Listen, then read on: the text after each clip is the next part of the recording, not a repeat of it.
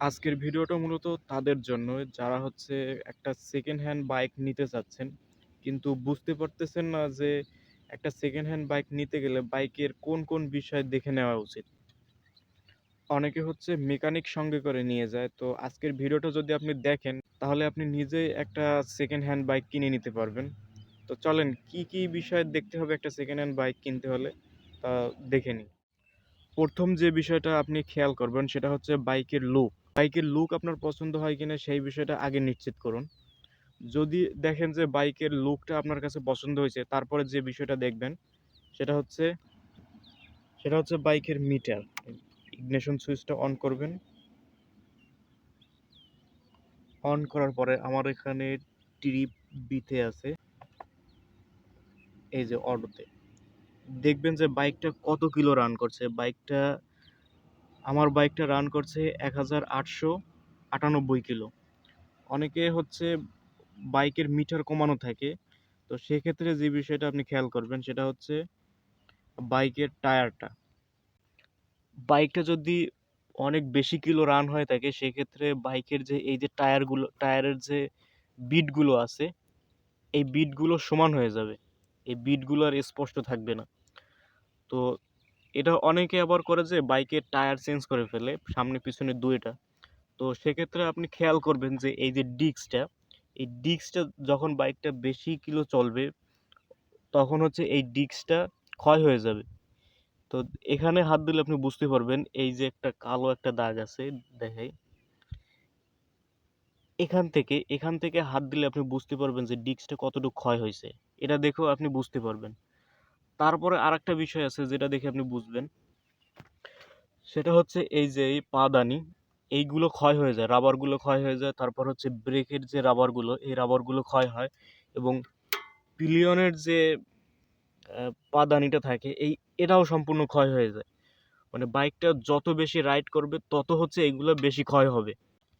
তারপর চাইলে এই যে চাবি, এই চাবিটা দেখেও আপনি বুঝতে পারবেন, এই যে চাবির উপরে একটা গ্লোসি একটা ভাব থাকে, এই গ্লোসি ভাবটাও আস্তে আস্তে নষ্ট হয়ে যাবে, এর উপরে স্ক্র্যাচ পড়ে যাবে। তো এটা দেখার পরে যদি আপনি দেখেন মিটারের যে কিলোমিটার দেখাচ্ছে তার সাথে এটা মিলতেছে না, তখন বুঝবেন যে বাইকের মিটার কমানো হয়েছে। তো তারপরে যে বিষয়টা আপনি খেয়াল করবেন সেটা হচ্ছে বাইকের ইঞ্জিনে চলে আসবেন। বাইকের ইঞ্জিন প্রথমে ভালো মতন চেক দিবেন যে বাইকের ইঞ্জিনে কোথাও কোনো নাট বোল্ট খোলা হয়েছিল কিনা। যেরকমের মনে করেন যে এটা অয়েল ফিল্টার, এই নাটটা আমার মানে প্রতিবার অয়েল চেঞ্জ করার পরে এই নাটটা খুলতে হয়, আমি অয়েল ফিল্টারগুলো চেঞ্জ করে ফেলি। তো এই নাটের গোড়ায় দেখেন এইখানে দাগ দাগ দাগ দাগ আছে, কালো কালো দাগ। কিন্তু দেখেন এই নাটে কিন্তু কোনো দাগ নাই, কারণ আমার বাইকের ইঞ্জিন কোথাও খোলা হয়নি। তো একটা বাইকের ইঞ্জিন খোলা হতেই পারে, সেটা এই যে ক্লাস ক্লাস সাইডটা খোলা হতে পারে, কারণ বাইকটা দীর্ঘদিন রাইড করলে, মানে দীর্ঘ কিলোমিটার রাইড করলে বাইকের ক্লাস প্লেট নষ্ট হয়ে যায়। তো অনেকে বাইকের ক্লাস প্লেট পরিবর্তন করে। কিন্তু যদি বাইকের মেজর কোনো পরিবর্তন করে, বাইকের ইঞ্জিনে যদি মেজর কোনো পরিবর্তন করে, সেক্ষেত্রে ওই বাইকগুলো না নেওয়াই বেটার। আপনি ভালো মতন চেক দিবেন যে বাইকের কোথাও কোনো নাট বোল্ট খোলা আছে কিনা। তারপর বাইকের কোথাও থেকে ইঞ্জিন অয়েল লিক করতেছে কিনা। সাপোজ মনে করেন এই যে ইঞ্জিন হেড, মানে এইটা ইঞ্জিনের প্রাণ বলতে পারেন, এখান থেকে বাইকের শক্তি উৎপাদন হয়। তো এখান থেকে দেখবেন যে কোথাও দিয়ে কোনো ইঞ্জিন অয়েল লিক করতেছে কিনা, বাকি কোনো নাট বোল্ট খোলা হয়েছিল কিনা, এগুলো একটু চেক করে নেবেন। যেহেতু বাইকটা আপনি নিবেনই, সেহেতু বাইকটা ঠিক মতন একটু চেক করে নেবেন। যদি আপনাদের পছন্দ হয় সেক্ষেত্রে তখন বাইকটাকে একটু স্টার্ট করে দেখবেন যে বাইকের ইঞ্জিন থেকে কোনো ধরনের বাজে কোনো শব্দ আসতেছে কিনা। যদি বুঝেন যে ইঞ্জিন থেকে বাজে শব্দ আসে, সেক্ষেত্রে বাইকটা না নেওয়াই ভালো, কারণ বাইকের মূল একটা ইঞ্জিন। তো ইঞ্জিনটাই যদি নষ্ট থাকে সেক্ষেত্রে কিন্তু দুঃখের আর কোনো শেষ নেই। তবে সেকেন্ড হ্যান্ড বাইক কিনতে গেলে সর্বপ্রথম যে ফোকাসটা দেবেন সেটা ইঞ্জিনের উপরে। ইঞ্জিনটা ঠিক মতন আছে কিনা, ইঞ্জিনের সাউন্ডই কিন্তু বলে দেবে যে ইঞ্জিনটা ভালো আছে না খারাপ আছে।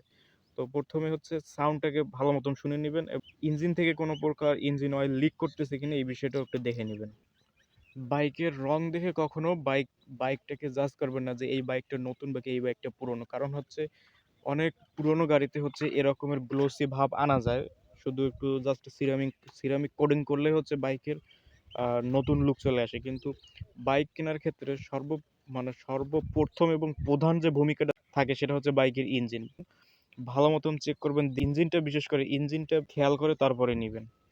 তারপরে যে বিষয়টা আছে সেটা হচ্ছে বাইকটাকে আপনি একটা টেস্ট রাইড দিবেন যে বাইকের হ্যান্ডেল কোনো দিকে টানে কিনা, বাইকের হ্যান্ডেলটা কোনো দিকে টানে কিনা। চাইলে একটু বাইকটা রাইড করার সময় বাইকটা হ্যান্ডেল ছেড়ে দিয়ে দেখতে পারেন যে বাইকের হ্যান্ডেল কোনো দিকে টানে কিনা। যদি টানে সেক্ষেত্রে বুঝবেন হচ্ছে বাইকটা অ্যাক্সিডেন্ট করা বাইক। বাইকের এই যে চেসিসটা আছে, বাইকের চেসিস বেঁকানো।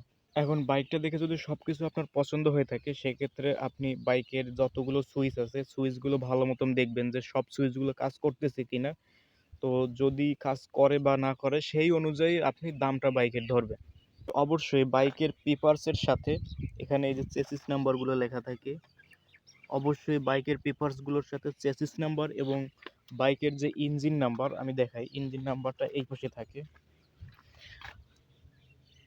এই যে বাইকের ইঞ্জিন নাম্বারটা পেপারসের সাথে একেবারে হুবহু মিলিয়ে নেবেন। অনেক বাইকের এখানে থাকে, বাকি অনেক বাইকের ইঞ্জিনের নিচে থাকে ইঞ্জিন নাম্বারটা। তো যেখানেই থাকুক না কেন ইঞ্জিন এবং চেসিস নাম্বারটা মিলিয়ে নেবেন। সাধারণত এইসব বিষয়ে যদি আপনি একটু খেয়াল করেন তাহলে বাইকটা সম্পর্কে আপনার প্রপার একটা ধারণা চলে আসবে। তো যখন বাইকটা সম্পর্কে একটা প্রপার ধারণা চলে আসবে তখন তো দামের কথাটাও সেখানে অবশ্যই আপনার মাথায় আসবে। তো এই ছিল আজকের ভিডিও। পরবর্তী ভিডিওর আমন্ত্রণ জানিয়ে আজকের মতো এখানেই বিদায় নিচ্ছি। খোদা হাফেজ।